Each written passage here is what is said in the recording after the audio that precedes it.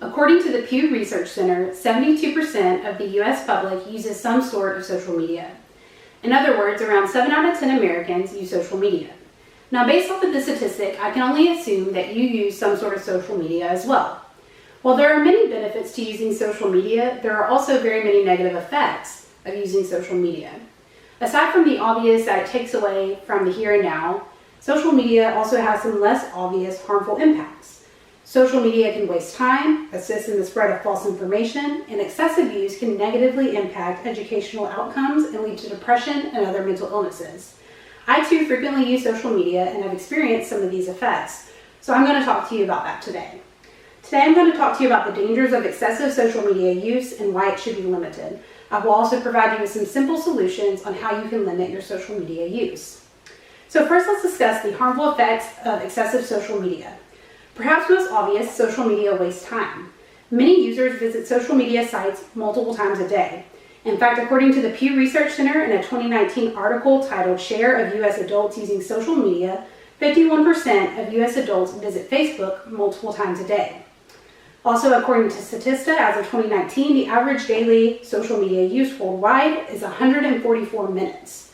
Now, if we consider the global lifespan of 72 years of age, and if we assume that social media use begins around the age of 10, then this means that nearly 6 years and 8 months of our lifetime is spent on social media.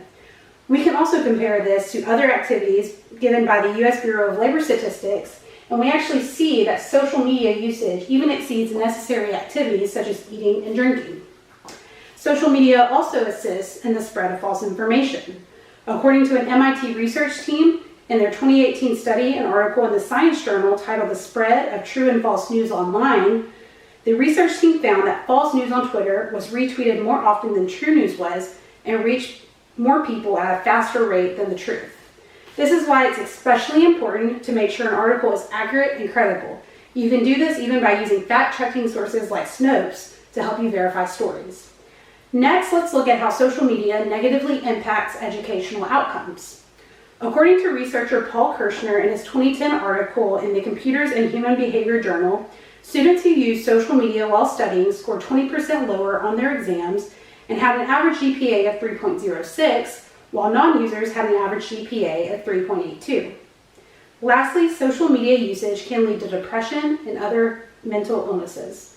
Perhaps you or someone you know has a mental illness, and perhaps a contributing factor is social media. According to researchers at the University of Pittsburgh in their 2016 article titled Association Between Social Media Use and Depression Among U.S. Young Adults, those participants in their study with greater social media use were at a greater risk of depression. Now that we have learned the negative impact that social media can have on an individual, let's discuss how we can minimize these risks. The simple solution is to limit the amount of time that you spend on social media. Experts often dispute what is considered a healthy amount of social media usage. However, recent research suggests that 30 minutes a day can have significant improvements in well-being.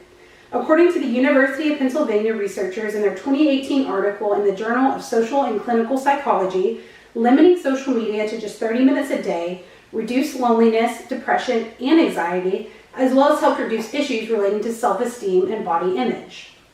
Now let's visualize how we can actually reduce the amount of time spent on social media. I'm going to provide you with 4 simple yet effective solutions on how you can reduce your social media use. And for easy remembering, I've created the acronym HELP. So let's direct our attention to the dry erase board and see how we can help ourselves. First, H, hobby. Oftentimes we get on social media out of boredom. So if this is something that happens to you, develop a new hobby or skill. This can be exercising or reading a book or even learning a new musical instrument such as guitar. Next, E, eliminate the temptation to get on social media either by turning off notifications, deleting apps, or even creating a phone-free zone. Now this may sound a bit extreme, but the famous phrase out of sight, out of mind applies here too. Next, L, limit your screen time either using a stopwatch or even apps such as Screen Time, which will actually lock you out of the app once you have exceeded your allotted time. And remember, the recommended time is 30 minutes a day. Lastly, P, prioritize. Oftentimes we check our phone when we're procrastinating. So next time you're trying to accomplish a task, get on social media only after you have completed that task. So in conclusion, there are many disadvantages to using social media that can negatively impact our lives. This includes wasting time, potentially false information, and the negative impact on education as well as mental health. For these reasons, we should carefully assess data on social media sites and limit the time spent on these platforms. Again, there are a lot of easy ways that you can reduce the amount of time you spend on social media, but I have provided you with 4 easy ways to do so, many of which have worked for me. So starting today, help yourself and reduce your social media use.